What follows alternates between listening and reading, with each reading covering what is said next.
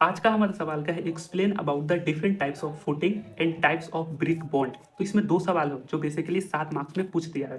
तो फुटिंग के बहुत सारे प्रकार क्या है, दूसरी चीज ब्रिक बॉन्ड्स क्या है। तो मैं यहाँ पे थोड़ी सी चीजें बताना चाहता हूँ। जो बेसिकली ब्रिक है ना, ब्रिक ब्रिक है, इसको हम जोड़ते हैं ना सीमेंट मसाले के साथ, इस तरीके से हम जोड़ते हैं ना।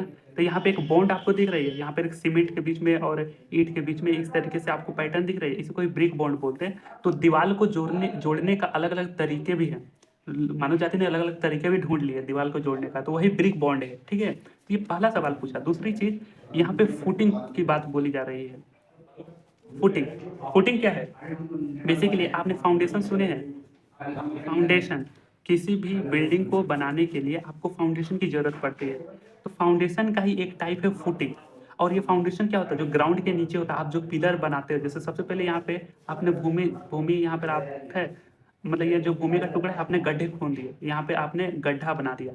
गड्ढा कैसे लिखाएंगे यार, गड्ढा छोड़ो, यहाँ पे आपने गड्ढे बना दिए। ठीक है, ये भूमि है आपका। अब यहाँ पे आपको फुटिंग करनी है। फुटिंग का मतलब यहाँ पे पिलर लगाएंगे और पिलर के नीचे आप जाली बिछाते हैं इस तरीके से, जाली, और यहाँ पे पिलर लगाकर आप यहाँ पे मसाला भरते हैं।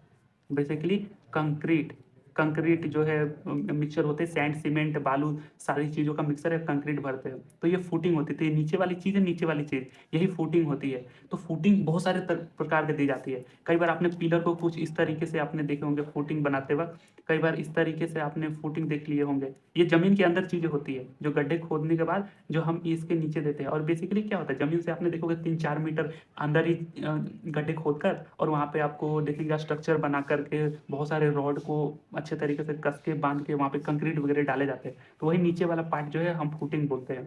अब फुटिंग के भी बहुत सारे प्रकार है। ये बहुत सिंपल और बहुत ईजी सवाल है। ब्रिक के भी बहुत सारे बॉन्ड है। तो चलो 1 बाय 1 करके सबको डाइव डीप करते हैं। बिल्कुल, ये बहुत ही मतलब मसालेदार सवाल है, और इसका डायग्राम भी बहुत मजेदार है बनाना। तो क्या है, फुटिंग इज द बॉटम या फिर lowest part of foundation. Foundation का सबसे लोवेस्ट पार्ट ही है, that spread out the whole load of the building structure to the ground. तो बेसिकली ये इस तरीके से ही है।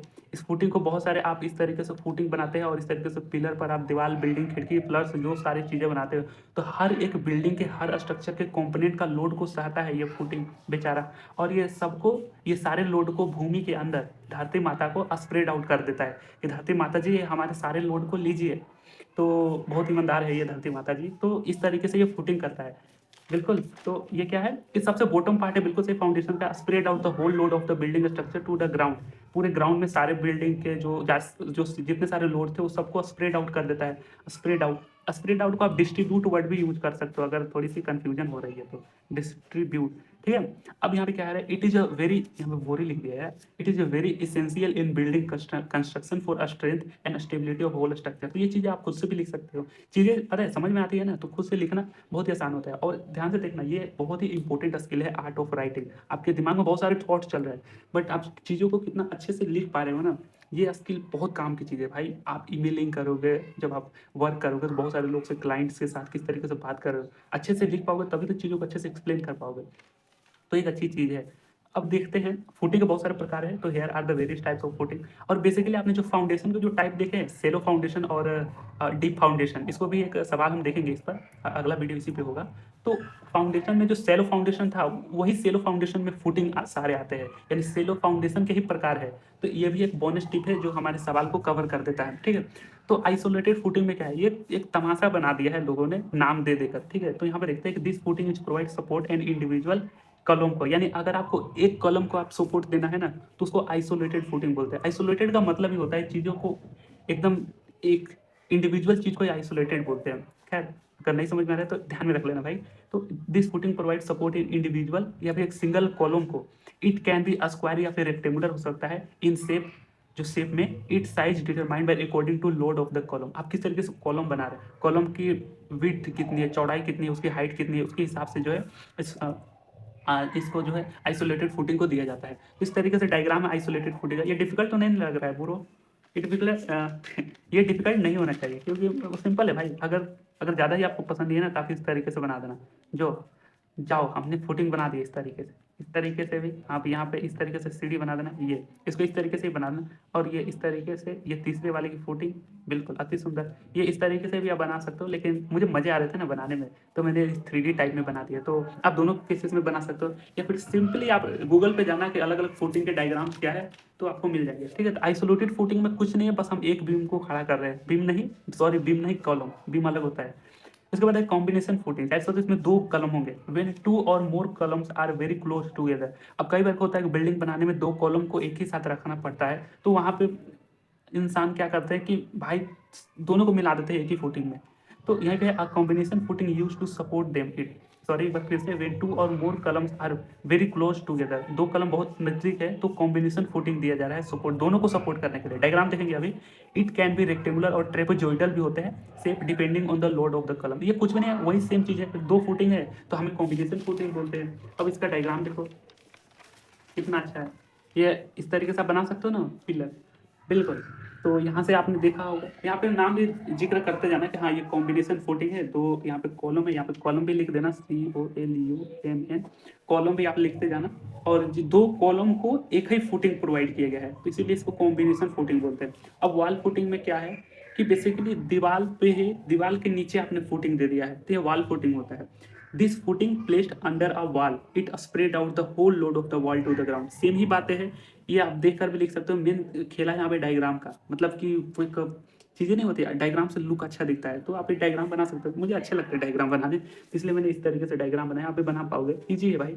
तो वॉल फुटिंग में हमने देख लिया कि बेसिकली जो फुटिंग दी जा रही है वो वॉल के नीचे दी जा रही है, अति सुंदर। इसके बाद है strap footing, STRAP, strap footing, ये चौथा फुटिंग है। It is type of combination footing where two isolated footing are connected by a beam called strap. Strap का मतलब जो आपने कॉम्बिनेशन फुटिंग देखा है वो इसी टाइप का है, लेकिन अब क्या यहाँ पे किया है ना, तो दोनों इंडिविजुअल फुटिंग को एक दूसरे को बीम के साथ जोड़ दिया है। अब पता है इसलिए क्यों जोड़ा जाता है, ताकि ये दोनों पर जो चीजें लोड आ रही है ना, तो ये स्ट्रैप की मदद से दोनों को लोड बराबर मिल जाए। ठीक है, तो इसलिए ये स्ट्रैप फुटिंग दी जाती है। तो बेसिकली सिंपल है, कॉम्बिनेशन फुटिंग का टाइप है जिसमें दो isolated footing connected by a beam. तो एक बीम के थ्रू, बीम को ही हम स्ट्रैप बोलते हैं, स्ट्रैप है ना, इसी को ही हम बीम बोलते हैं। ठीक है, मतलब बीम को ही स्ट्रैप बोलते हैं, तो इसको बस कनेक्ट कर दिया, ये भी सिंपल है, बिल्कुल बात सही है भाई। उसके बाद है मैट फुटिंग। अच्छा, मैट वर्ड का मतलब क्या होता है? मैट का मतलब होता है ना, बड़े से किसी चादर को बोला जाता है, जैसे कोई एक चटाई टाइप की चीजें नहीं होगी, बेड शीट टाइप की, तो उसको ही मैट बोला जाता है। तो वहां पर बहुत सारे हम पिलर खड़ा करेंगे, तो वही मैट फाउंडेशन होता है। It is a large footing slab that support multiple columns and walls. कई बार दीवार भी लगा देते हैं, बस हमें कॉलम से मतलब है, मतलब यहाँ पे डायग्राम में बना देना। इस स्प्रेड आउट या फिर डिस्ट्रीब्यूट बोलते हैं, load of structure over a large area. तो लार्ज एरिया पे देखना, ये हमारा कॉलम है, कॉलम्स, यहाँ पे आप लिख भी देना यार कॉलम, ये चीज़ें आप लिखते जाना। जैसे इसमें मैंने मैट फुटिंग नहीं लिखी है, तो आप मैट फुटिंग इधर कहीं साइड आप लिख देना। यहाँ पे बेसिकली क्या है, एक मैट के ऊपर बहुत सारे कलम को बिछा दिया गया है। तो हमने 5 फुटिंग को देख लिया, जो कि बहुत ही ईजी है, बिल्कुल। और इसका नाम भी ध्यान रखना, mat footing, combination footing, isolated footing, strap footing, wall footing. तो ये 5 ही चीज़ें ध्यान में रखना, बिल्कुल बिल्कुल सही। उसके बाद देखते हैं ब्रिक बॉन्ड। तो मैंने बताया कि जो ईंटों को हम बहुत टेस्टी टेस्टी मसालों के साथ जोड़ते हैं। अच्छा, पता है वो जो बनाता है ना मिस्त्री, मसाले जो दिखते हैं ना भाई सीमेंट के, क्या केक की मॉडल दिखते हैं, मतलब क्या शानदार केक है, मन का तो उसी को उठा के खा लो मतलब नहा लो उसमें, मतलब वो आसान, मतलब बहुत ही खूबसूरत दिखते हैं वो मसाले। खैर छोड़ो, जोक से हटना। तो brick bonds are pattern which bricks are laid. Laid का मतलब अरेंज भी होता है, जैसे ले माने होता है पड़ा रहना, तो लैड यहाँ पे भीतरी यूज किया गया, भर का थर्ड फॉर्म। तो bricks are laid to enhance the strength and appearance of all. तो अलग अलग मजबूती के लिए भी, कई सारे ब्रिक बॉन्ड मजबूती के लिए भी अलग अलग तरीकों से जोड़ा जाता है। तो और खूबसूरती के लिए भी। तो अपीयरेंस का मतलब होता है ना, चीज़ों किस तरीके से दिख रही है, दिखने का भी एक अलग अंदाज नहीं होता है, तो अपीयरेंस उसको बोला जाता है। तो दीवालों की मजबूती और अपीयरेंस के लिए ब्रिक बॉन्ड यूज किए जाते हैं। ये भी बहुत आसान है। अच्छा, इसको समझने से पहले ना एक चीज़ आपको समझना है, ध्यान से देखना, ब्रिक जो है ना, ब्रिक, आप मैं यहाँ पे ब्रिक का चित्र बनाता हूँ, विचित्र चित्र। या हमारा ब्रिक हो गया, अरे यार, जैसे ये ब्रिक मान लेना, ठीक है। और इस तरीके से चीज़ नहीं होती ब्रिक में, वाह। आपको पता बताना ब्रिक का कितने ब्रांड आते हैं, नाम बताना आपको, ठीक है। तो ये ब्रिक, इस पॉइंट को, जो इस पार्ट जो है ना, ये लेंथ वाला पार्ट, इसको हम बोलते हैं स्ट्रेचर, STRETCH स्ट्रेचर बोलते हैं। इसको हम हेडर बोलते हैं, हेडर। बस ये दो नाम ध्यान में रखना, स्ट्रेचर और हेडर। तो दो नाम ध्यान देने से आप दो बॉन्ड अब ये याद कर लिए, बहुत आसान है भाई। स्ट्रेचर बॉन्ड में दीवार पे खाली स्ट्रेचर ही दिखाई देंगे, दीवार के जो फेस है, मतलब दीवार जो आप बनाएंगे तो सिर्फ स्ट्रेचर दिखाई देंगे, उसको स्ट्रेचर बोलते हैं। हेडर सिर्फ दिखाई देंगे, उसको हेडर बॉन्ड बोलते हैं। और एक लेयर पे स्ट्रेचर और एक पे हेडर दिखाएंगे तो उसको इंग्लिश बॉन्ड अभी देखेंगे, ठीक है, देखेंगे अभी।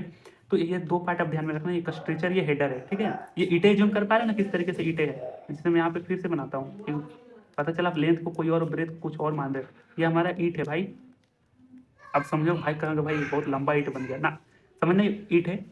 अब यहाँ पर ये जो आपका फेस दिख रहा है, ये लेंथ वाले फेस, इसको स्ट्रेचर बोलना, इसको हेडर बोलना, ठीक। तो ये नाम आप ध्यान में रखना। अब देखना स्ट्रेचर बॉन्ड में क्या हो रही है, चीजें दिख रही है ना, एक सेकंड, कैमरे में चीजें दिख रही है ना, हाँ बिल्कुल। स्ट्रेचर बॉन्ड में क्या हो रहा है, in this bond all the bricks are laid. Laid का मतलब अरेंज होता है, तो आप ये भी वर्ड यूज कर सकते हो अगर ये टफ लग रहा है। मैंने दोनों चीजें साइमल्टेनियसली लिखी है, तो आप देख लेना, ठीक है। हाँ, एक और मैं नोट की बात बताना चाहता हूँ कि यार जो मैंने ब्लैक पेन यूज किया ना, वो एग्जाम में अलाउ नहीं होता है भाई ब्लैक पेन यूज करना, तो आप मत करना, ठीक है, बिल्कुल मत करना। हाँ, in this bond all the bricks are laid या फिर arrange with their only stretcher course visible on the wall. Stretcher course भी देखेंगे। अच्छा, कोर्स का मतलब क्या होता है, यहाँ पे एक नया वर्ड आएगा, मुझे भी एक्सप्लेन करना चाहिए। तो जैसे हमारे एक दीवार है, हमने कोई रैंडम सा दीवार ले लिया, ठीक है, ये इस तरीके से हमने रैंडम से दीवार ले लिया। कोर्स का मतलब होता है ना हर एक लेयर को, जैसे ये क्या है, ये हमने पहली दीवार की लेयर बनाई, मतलब ईंट रख रख के पहला लेयर बनाया, फिर ये दूसरा लेयर बनाया, फिर ये तीसरा लेयर बनाया, फिर ये मान के चलो चौथा लेयर बनाया, तो इसको हम बोलते हैं कोर्स। ये जो रो दिख रही है रो, तो ये फर्स्ट लेयर है, तो इसको भी कोर्स बोलते हैं, ठीक है, कोर्स, इसको भी कोर्स बोलते हैं। यानी दीवार की जो लेयर को वन बाई वन ईट करके सजाते हैं ना एक रो में, तो इसको कोर्स बोलते हैं, कोर्स 1, कोर्स 2, कोर्स 3, इस तरीके से। तो ये कोर्स हो गई, ठीक है, तो कंफ्यूज मत होना। अब in this bond all the bricks are laid या फिर arrange with their only stretcher course visible on the wall. Stretcher course यानी कि ये कोर्स, ये कोर्स, ये कोर्स, ये कोर्स, ये सारे स्ट्रेचर दिख रहे हैं। स्ट्रेचर का मतलब ये वाले पार्ट, ब्रिक के ये वाले पार्ट, तो आप डायग्राम भी बना सकते हो, बिल्कुल ये वाले पार्ट दिखने चाहिए। तो हमने देखा कि सारे जो ब्रिक में, जैसे कि यहाँ पे देखना, ये हमारा ईंट है, देखना इसको हम क्या बोलते हैं, स्ट्रेचर बोलते हैं। यार स्ट्रेचर का मीनिंग ध्यान से देखना, अरे स्ट्रेचर, ठीक है, हाँ ये स्ट्रेचर है। तो ये वाली जो है सिर्फ हमें पार्ट दिखना चाहिए, तो उसी को हम स्ट्रेचर बॉन्ड बोलते हैं। बहुत ईजी है भाई, बिल्कुल कि स्ट्रेचर कोर्स भी विजिबल होना चाहिए। अब उसी के तरीके से आपने हेडर बॉन्ड देखे, हेडर बॉन्ड में क्या करना है कि in this bond all the bricks are laid arranged इस तरीके से होते हैं with their only header courses visible on the wall, यानी कि केवल हेडर कोर्सेज विजिबल देंगे। हेडर कोड मतलब कि जैसे कि आपका ईंट है, बिल्कुल ये आपका ईंट है, ये देखो इसको हम हेडर बोलते हैं, बिल्कुल। तो ये जो मलबे है, मतलब सॉरी, ये वाली फेस जो है आपको दिख रही है, ये वाली फेस, तो इसको हम हेडर बोलते हैं। तो आप ब्रिक भी बना सकते हो, और इस तरीके से शेडिंग देना यार, कि मतलब ये जो टेस्टी मसाले हैं इसके अंदर बस फिट किए गए हैं ताकि बॉन्डिंग अच्छे बने। तो ये भी आप बना सकते हो, पेंसिल से बना दोगे। अगर फिर भी कंफ्यूजन हो तो आप गूगल फोटो के थ्रू आप बहुत सारे बॉन्ड का डायग्राम देख लेना, ठीक है। तो ये हेडर वाली चीजें सामने दिखाई देंगी, अति सुंदर।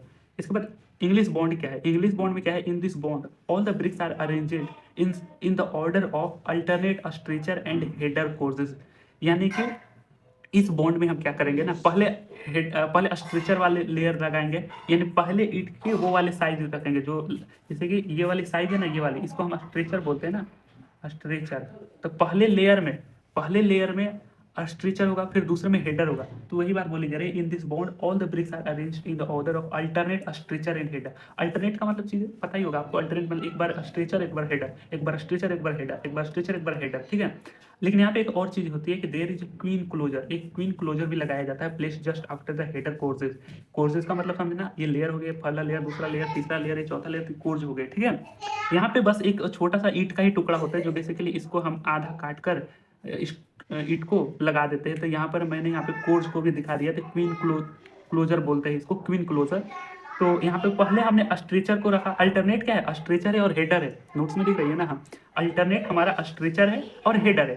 तो पहले हमने स्ट्रेचर को रख दिया, फिर उसके बाद हम हेडर वाले सारे फेसेस को रख दिए, ब्रिक के हेडर वाले फेस, फिर उसके बाद स्ट्रेचर वाले फेस रख दिए, ये मसाला है आपका, बिल्कुल सही। फिर उसके बाद हेडर वाले फेस, उसके बाद ये जो आप दिख रहे हो, मैंने ये जो चीज, अच्छा ये नहीं है भाई, ये मुझसे गलती से बन गई थी। यहाँ पे बता रहा है कि जो क्वीन क्लोजर है वो हेडर कोर्सेज पर है, यानी कि इस वाले पर हेडर कोर्सेज होंगे, जो है हेडर कोर्सेज पर ही क्वीन क्लोजर होंगे। तो ठीक है, तो यहाँ पर नहीं था, मेरे से गलती से पेन चल गई थी, तो क्या बताऊँ, कल रात को बना रहा था तो थोड़ी दिमाग नहीं काम करने लगी।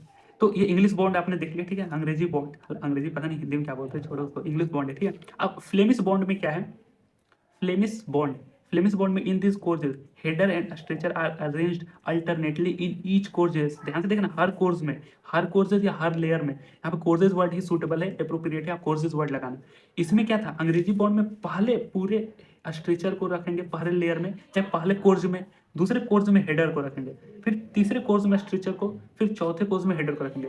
तो इसमें हर कोर्स में आप देखना फ्लेमिश बॉन्ड में ये जो हर कोर्स में ना अल्टरनेट रखेंगे। यहाँ पे पहले स्ट्रेचर वाले फेस को रखेंगे, यहाँ पे फिर से कंफ्यूज मत होना, स्ट्रेचर और हेडर कौन है, बिल्कुल ये हमारा ईट है, बिल्कुल इसको हम हेडर बोलते हैं, और इस वाले फेस को हम स्ट्रेचर बोलते हैं, STRATCH। अच्छा, आपको वर्ड मीनिंग में प्रॉब्लम होती है, मुझे बहुत प्रॉब्लम होती है, वर्ड मीनिंग गड़बड़ गड़बड़ लिख सकती है, छोड़ो।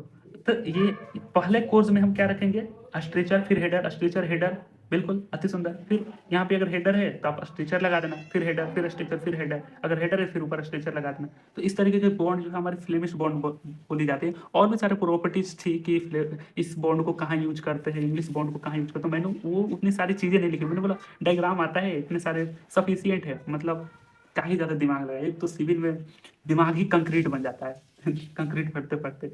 तो इस तरीके से चीज़ें बहुत आसान है। ये 4 बॉन्ड ध्यान रखना, फ्लेमिश, इंग्लिश, हेडर।